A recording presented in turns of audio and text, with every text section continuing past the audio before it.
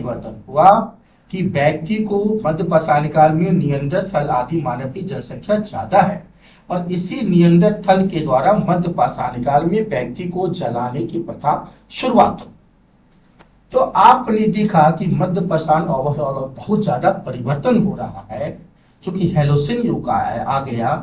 इसके बाद जो परिवर्तन हुए वो बहुत ही बेतहाशा परिवर्तन हुए और वो हुए नव पाषाण काल। तो नव पाषाण काल में परिवर्तन यह हो रहा है कि मनुष्य तो आखिर तक है ही, लेकिन इस काल में सबसे ज्यादा आग का प्रयोग हुआ। नव पाषाण काल में सबसे ज्यादा आग का प्रयोग हुआ और उस आग जो है मनुष्य के शरीर में आग गई, मनुष्य का तो डेवलपमेंट हुआ ही हुआ और आसपास जो जंगल थे वो जलाए गए और जंगल जब जले तो पड़ती जमीन आई तो उस पर खेती की। तो नव पाषाण काल में पहले खेती की गई, अनाज का उत्पादन किया गया, उस अनाज का भंडारण के लिए मिट्टी के मृतभांड बनाए गए, मिट्टी के बर्तन बनाए गए।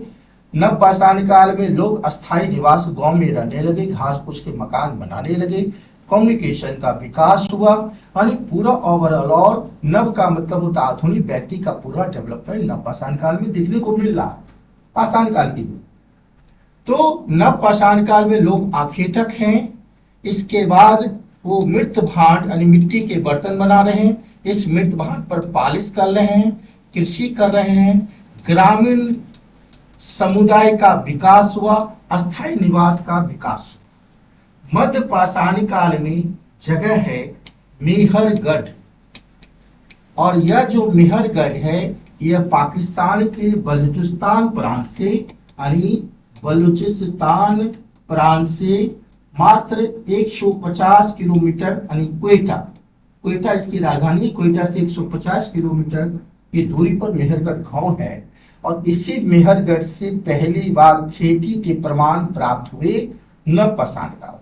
नव पाषाण काल का सबसे पहला स्थल है मेहरगढ़, जहां पर खेती के प्राप्त हुए हैं प्रमाण।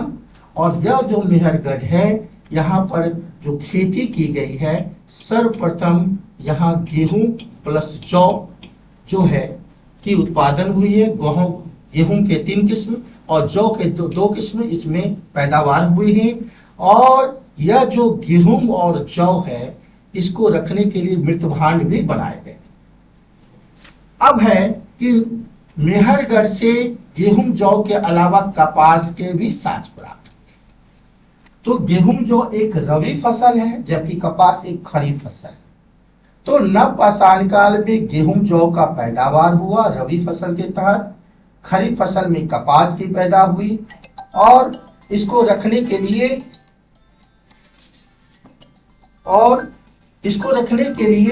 ये मृतभांड बनाया। तो नव पाषाण काल में मैंने देखा कि गेहूं और जौ के प्रमाण प्राप्त हुए हैं, कपास के प्रमाण प्राप्त हुए हैं। अब है कि आपने देखा कि यह गेहूं जौ जो है नव पाषाण काल में मेहरगढ़ से गेहूं जौ मेहरगढ़ से प्राप्त हुए, कपास के साथ प्राप्त हुए।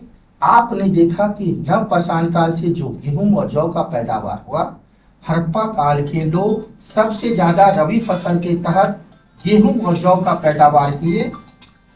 इसके बाद वो कपास का भी पैदावार ज्यादा किए। इसके अलावा आपने देखा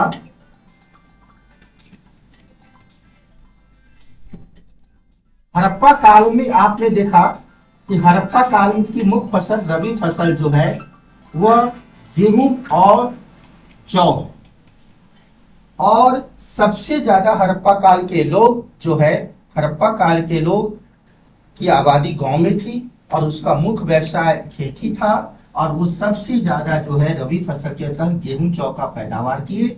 और इस गेहूं जौ को रखने के लिए हड़प्पा काल में अन्नागार बनाए गए, जबकि नव पाषाण काल में गेहूं जौ को रखने के लिए मिट्टी का बर्तन मृतभांड बनाए गए।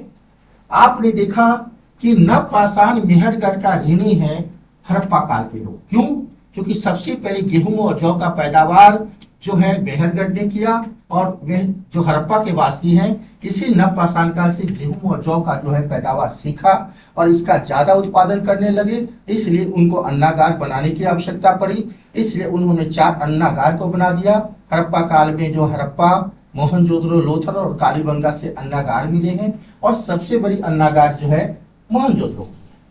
इसलिए हड़प्पा काल का मुख्य खरीफ फसल जो है कपास है और कपास का विश्व में प्रथम साक्ष्य मेहरगढ़ है और कपास की सबसे ज्यादा खेती जो है हड़प्पा काल के लोग किए और उसी से सूती वस्त्र का उत्पादन किए। हड़प्पा काल की मुख्य फसल जो है रबी में गेहूं जौ है और खरीफ में कपास है। कपास की बहुत ज्यादा खेती किए और उसे वो सूती कपड़ा बनाए। तो निश्चित तौर पर हम कह सकते हैं कि मेहरगढ़ से ही जो है हड़प्पा काल के लोग सीखे गेहूं जौ की खेती और कपास की खेती। इस मेहरगढ़ से पशुपालन के भी साक्ष्य, यह क्वेश्चन आ चुका है कि नवपाषाण काल में पशुपालन के साक्ष्य कहां से मिले, तो मेहरगढ़ से मिले। यहाँ भी भेड़ और बकरी प्राप्त हुए हैं।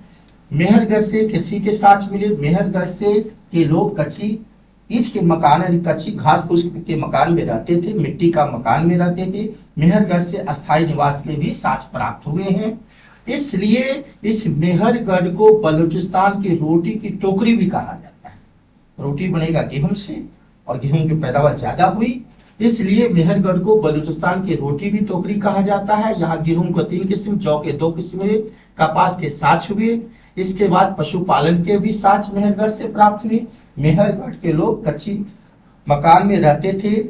इसके बाद यहाँ पर भेड़ और बकरी के भी साक्ष्य प्राप्त हुए मेहरगढ़ से। मेहरगढ़ एक ऐसा जगह है जो नवपाषाण काल में भी है और उसके बाद हड़प्पा काल में भी मौजूद है। इसके बाद आइए नवपाषाण काल में कोलडीवा,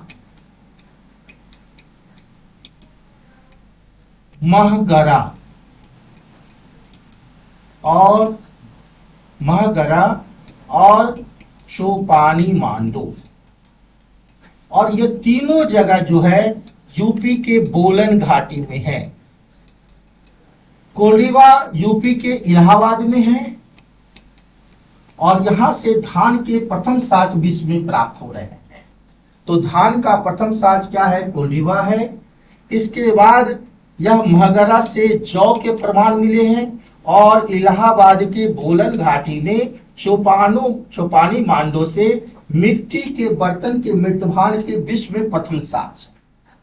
तो मिट्टी के बर्तन के जो बर्तन बने विश्व में सर्वप्रथम वो चोपानी मांडो से बने, जो बोलन घाटी में है, यूपी के बोलन घाटी में, इलाहाबाद में। अब आप देख रहे हैं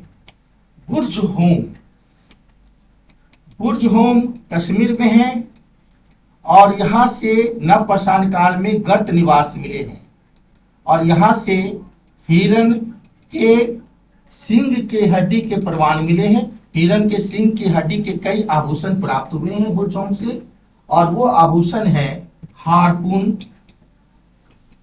सुई, तीर, करनी और भाला। यह हिरण के सींग के हड्डी के प्राप्त हारपून में, हारपून जो है हारपून से मछली मारा जाता है, सुई, तीर, करनी और भाला, ये सब हिरण के सींग के हड्डी के बने हैं और यह औजार जो है बुर्ज होम से प्राप्त है। नवपाषाण काल में हड्डी के, हिरण के सींग के हड्डी के औजार बुर्ज होम के अलावा बिहार के चिराद से भी। सिर्फ 2 ही जगह हड्डी के उपकरण प्राप्त हुए हैं, पहला बुर्ज होम है और बिहार के चिराद है। तो आपने देखा कि बुर्ज होम से गर्त निवास के साक्ष्य है नवपाषाण काल में, हारपून है, सुई है, तीर है, करनी है और भाला के प्रमाण है। इसके अलावा बुर्ज होम में मनुष्य को कुत्ता के साथ दफनाया गया और हड़प्पा काल में मनुष्य को कुत्ता के साथ रोफर में दफनाया गया। तो इंडिया में पहला जगह जहां मनुष्य के साथ कुत्ता भी दफनाए गए हैं वो बुर्ज होम है। यहाँ पर हड्डी के, हिरण की सींग के हड्डी के हारपून है, सुई है, तीर है, करनी है, भाला है और यहाँ पर गर्त निवास है। या श्रीनगर के झेलम नदी किनारे लोग गड्ढे को खोद कर रहते थे। गर्त निवास के साक्ष्य हैं बुर्ज होम से। इसके बाद जो है दक्षिण भारत में नवपाषाण कालीन स्थल है कर्नाटक के सगन कल्लू। तो आप देख रहे हैं कि दक्षिण भारत का सर्वप्रथम नवपाषाणी स्थल है कर्नाटक के सगनकल्लू, और यहाँ से किला मिला है। क्योंकि दक्षिण भारत में सबसे ज्यादा मवेशी को पाले जाते थे, यानी पशुपालन के बहुत साक्ष्य जो है दक्षिण भारत में नवपाषाण काल को मिले। यहाँ पर कई गोबर के राख के टीले प्राप्त हुए हैं सगनकल्लू से। इसके अलावा है ब्रह्मगिरी और मास्की, ये कर्नाटक में नवपाषाणकालीन स्थल है। इसके बाद है आंध्र प्रदेश का उतनूर, आंध्र प्रदेश का उतनूर और तमिलनाडु का पेयमपल्ली, यह नवपाषाणकालीन स्थल है। साउथ इंडिया में पशु को बहुत पाला गया और उस पशु का जो खाना है रागी बड़ी मात्रा में सबसे पहले नवपाषाण काल में साउथ इंडिया दक्षिण भारत में उगाए गए। और ये एक रागी ऐसी फसल है जो पशु खाते हैं, गरीब लोगों की फसल है, इसलिए साउथ इंडिया में पशुपालन के पर्याप्त साक्ष्य मिले हैं और ये पशुपालन को हड़प्पा काल लोगों ने एडॉप्ट किया। कृषि नवपाषाण काल से सीखा, पशुपालन भी उससे वो सीखा। अब बात है कि नवपाषाण काल में मिट्टी को बर्तन बनाने के लिए वो चक्री बनाए और इस चक्री का प्रयोग वो मिट्टी को बर्तन को कुम्हार के रूप में बनाने का काम किए। इसके अलावा इस मिट्टी के बर्तन को लाल रंग से रंगा गया, यानी पॉलिश की भी क्रिया नवपाषाण काल में शुरू हुई। और ये पहिया का प्रयोग नवपाषाण काल में बैलगाड़ी को बनाने में किया गया। तो बैलगाड़ी नवपाषाण काल में गांव में कच्ची सड़क हुआ करती थी, जहां बैलगाड़ी यातायात के साधन थे। मनुष्य की पहली सवारी बैलगाड़ी बनी और हड़प्पा काल के भी अधिकांश सड़क कच्ची के हैं, जहां बैलगाड़ी से यातायात राष्ट्रीय व्यापार का साधन था। तो आपने देखा कि कम्युनिकेशन का भी विकास नवपाषाण काल में हुआ।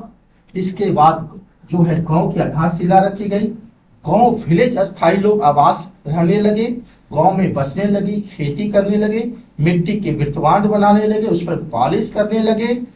इसके अलावा पशुपालन करने लगे साउथ इंडिया में। तो हम कह सकते हैं कि ओवरऑल नवपाषाण काल में बहुत परिवर्तन हुआ। इसके अलावा बिहार के चिराद और चेचर, चिराद सारण में है जहां की हड्डी के आभूषण मिले हैं, और चेचर वैशाली है। यह दोनों जो है नवपाषाण कालीन स्थल है, चिराद और चेचर। तो मैं आज अपने वीडियो के माध्यम से आप लोगों के बीच मध्यपाषाण और नवपाषाण को बिल्कुल मैं बताया, ये परीक्षा के लिए उपयोगी है। नेक्स्ट वीडियो में मैं कॉपर एज को लेकर आ रहा हूँ, थर्ड वीडियो। मैं आशा करता हूँ कि आप लोग को यह वीडियो बहुत अच्छा लग रहा होगा, है ना। बच्चों को भी ज्यादा शेयर कीजिए। धन्यवाद।